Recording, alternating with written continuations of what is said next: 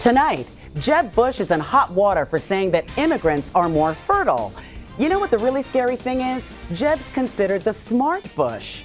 Plus, Miss Utah offers some enlightening tips on how to create education better. Excuse me, those are her words, not mine. And what happens when one woman decides to go an entire year without looking at herself in the mirror? We'll meet the author of Mirror, Mirror, Off the Wall, next on Say Anything.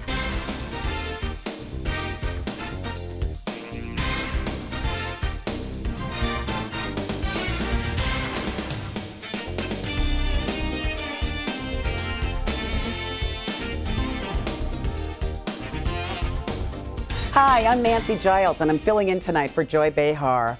In the wake of the revelations from whistleblower Edward Snowden that the National Security Agency has been tracking your phone calls and email, President Obama's chief of staff said yesterday that the president does not feel he has violated the privacy of Americans.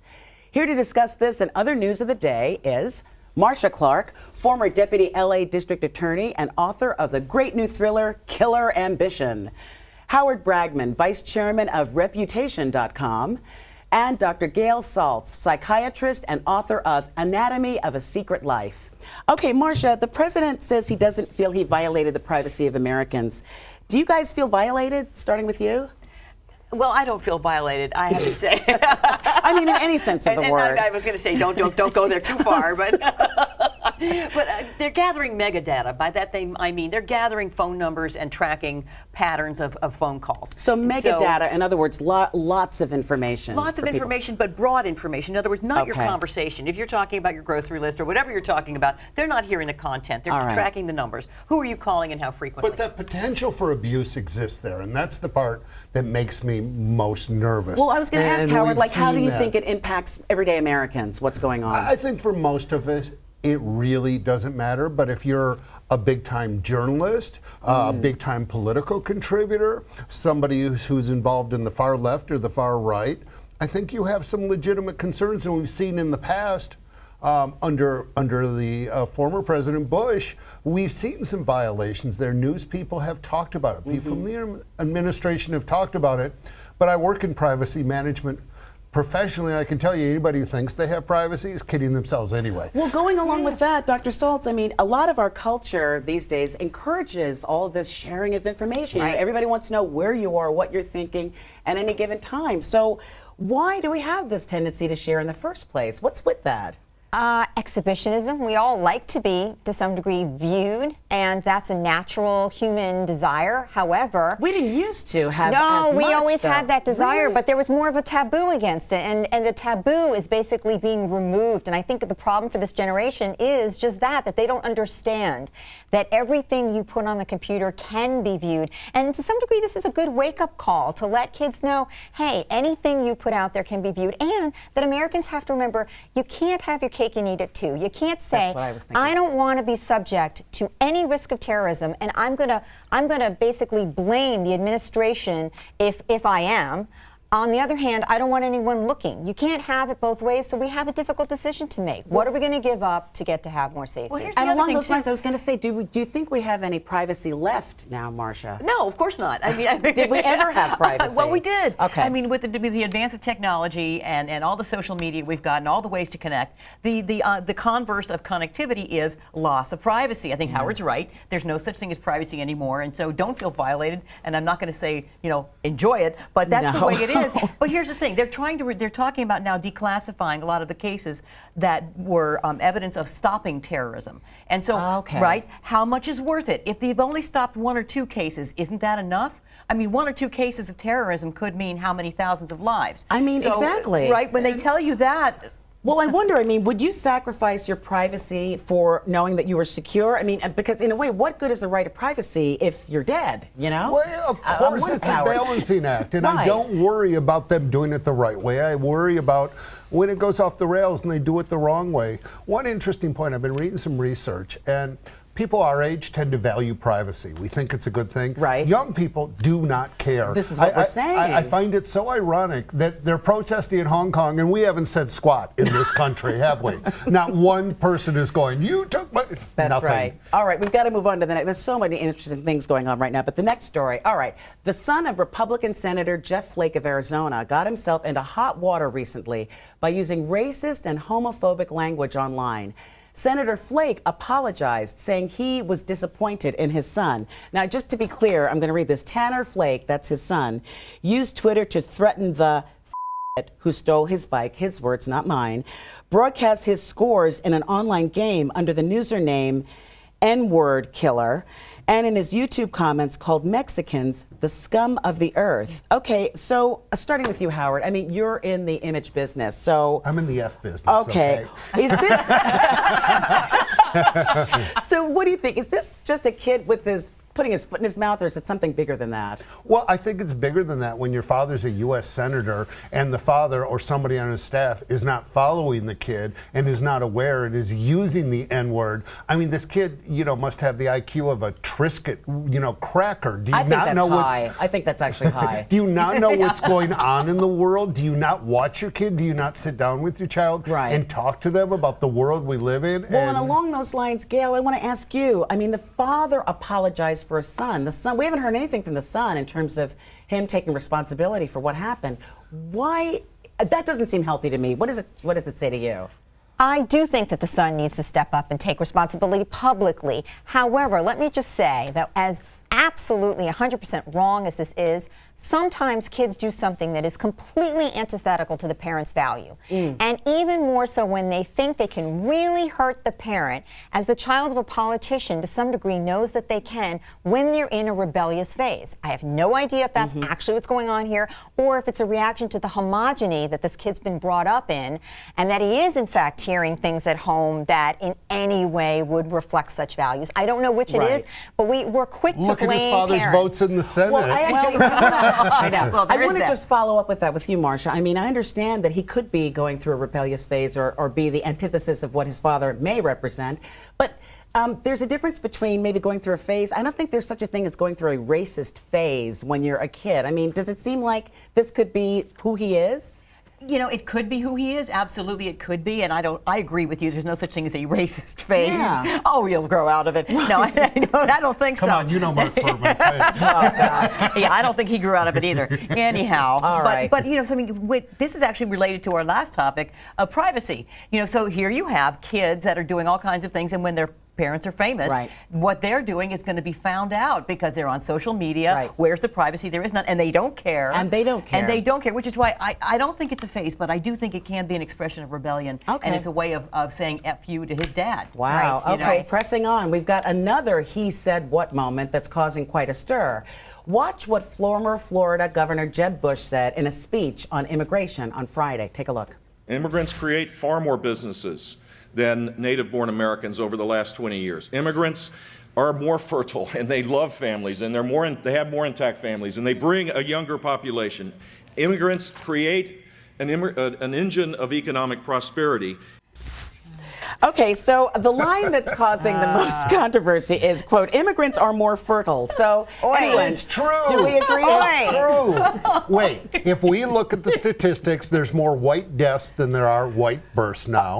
And if we're talking about specific groups of immigrants, not every immigrant, most of the immigrant groups have higher birth rates. That's not fertility. Okay. That's not fertility. Ever heard of birth control? That is. Yeah, they haven't. That's the problem. But that's not fertility. And Right, the good unfortunate point. Good choice point. of word, which seems to run in the family, is using that word which has a sexual connotation, a reproductive connotation. If you wanted to say immigrant families tend to have bigger families, more children, that's their choice. But it's also something you don't talk about. Marcia, I But want to ask saying you. something's fertile is a passive thing. It's like they can't help it. All these babies just kind of pop out, as opposed to saying they have more children, which is an active role. I and know. that's more respectful. I'm going to throw this to you. He's a possible possible 2016 presidential candidate, Jeb Bush. So do you think this kind of honesty is going to help with his GOP messaging? What do you think? No, and I think that actually this is more evidence of the fact that the GOP has turned into the gang that can't shoot straight.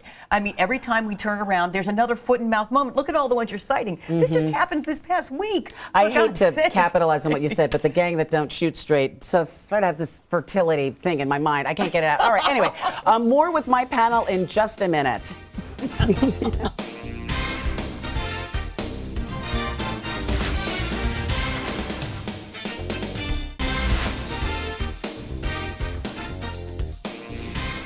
Hi, I'm back with Marcia Clark, Howard Bragman, and Gail Saltz. Okay, Texas Governor Rick Perry has vetoed a bill meant to prevent wage discrimination against women. And he did this at a time when women currently make only 70 cents for every dollar men earn. I mean, what is with that? Well, why would he do that? Marcia, I'll start with you. Yeah, really, why would he do that? And there is no good reason. I'm going to tell you right now. What he's saying, here's his line is, well, we already have the Lilly Ledbetter Act, which gives federal protection, so why do we have to duplicate it with a state act? Here's why you have to. Right. Because the Lilly Ledbetter Act doesn't kick in for a while. It takes much more effort, time, and money. And most of the women that are going to be subject to that kind of lower wage don't have the time, the money to get into federal court. Exactly. That's hard to do, I can tell you. So you need the state court because you have more access, easier access. Well, Gail, I'm not excluding you, Howard. We will get to you in a It's all second. right. But Gail is another woman on but you're a panel. boy, yes. What does this tell you, other than the fact that Mostly. Perry probably won't be having nookie with his wife anytime soon? Because one thing that I always wonder is when someone makes that kind of a decision, Right. number one, why would any woman support Governor Rick Perry? And Well- number two, what problem is that going to spell? Well, with listen, the his women wife? who originally voted down the people who voted down equal rights originally were women. Wild. A long time ago. So it's not necessarily true that his wife will be upset about it. In fact, I have to imagine that to some degree he feels his constituents would want this. And it might does not he just be justify that? male constituents, it might be female constituents too, because there's a lot of conflict of women who are very conservative about being the same as men, about being in the same world, about having the same responsibility, about having the same label. There is a lot of conflict about that. I know, and it blows my No, I mind know. too, but it is It a exists. reality. It does I exist. got one thing to add. Why Yes. is anyone surprised that Rick Perry does something stupid? Did we watch this guy run for I president? know. I mean, he said that this could hurt. Do you remember what his ranch was named? Hello? What is his name? Tell us again. I don't remember. It was what the 50-year-old kid tweeted on his, Oh dear, that's right. Remember that? Not very bright. So you're not buying that the reason that he rejected this bill is because it could hurt job creation. That doesn't ring true No, with it's you. about his base, and this is what his base supports. And forget that more women than ever are starting businesses, Right. supporting families on Right. their own. It's just twisted. It's just twisted. more Who than could this- be against this? I this mean, is that's what what I'm you saying. ask That's for. Exactly, that's the point. They're Right. so out of step that they're becoming more so. And in every effort that they make to reach more of the population, they screw themselves and But work backwards. conservative people who are Every very single time. threatened by the idea of what is masculine and what is feminine, and dear. are we morphing that? Do you think that's why are in very threatened. 2013 women are still lagging so far behind in the workplace because of that kind fertility. of mentality? It's all about Will you stop with the fertility, fertility stuff?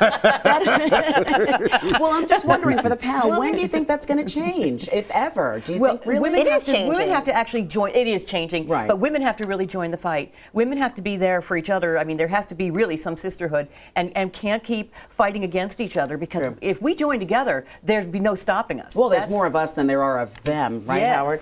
Okay, next story. The number of women serving in the U.S. Senate may be at a historic high of 20 out of 100 senators. But a recent study reveals that we see female politicians as less feminine and compassionate as other women.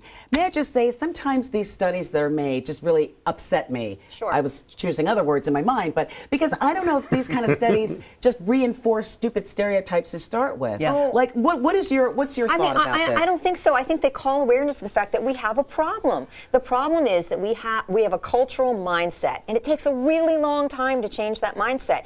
So what is seen as assertive in a man, you're being really assertive, is seen as being a bitch in a woman, which is really a problem. And the only way we're going to face that problem is to have studies come out that show us, and we can look at it and say, this is ridiculous. So next time I think you seem like a bitch, I can rethink it and Right. think, wait a minute. Are you really being bitchy, or are you just asserting yourself? And I should accept that and embrace that. Well, Howard, do you think they would even ask these kind of questions of male politicians? I don't see see any evidence of that. No, but it's, Gail's absolutely right. It's happened in business for years. Anytime a woman breaks the glass ceiling and becomes a CEO, it's because she's a bitch. A man is, boy, isn't he driven? Isn't he powerful? And we just have to let go of these stereotypes and this crap and understand that women can be hard charging, hard driving, very compelling in business, and maybe have a little humanity and compassion to balance it out too. Absolutely. Well, Marcia, how can we change the stereotypes that exist other than beating the crap out of people who say that kind of stuff? Well, that's a my good answer. start. I was going to say, I got a stick, but I don't think you should dismiss that option quite so quickly. I don't condone violence no in any violence, way. no violence, no violence. We'll just threaten them. But no, I just think that it's possible to have women out there more and have them show who they are more. Right. And, I agree with you. I'm a little bit ambivalent. Whenever I see a study like this, I think, wow, are you just empowering the people who already feel this way and say, yeah, see, I'm right. And we have the stats to prove it. And here, exactly. On the other hand, if you don't call it out, if you don't talk about it, then the people just have this entrenched belief. So you have to have women out there and people who are aware point out the fact that when he's passionate, she's not just being shrill. And then that kind of dichotomy, the more we're aware of it, the more we can overcome it. We've seen that actually happen now. Right. Gay marriage, for example, it used to be thought of not so long ago as perversion, as they're sick and they're crazy. And now most of the states are going to wind up having legalized gay marriage. It's all part of the same understanding. People are people and you don't stereotype.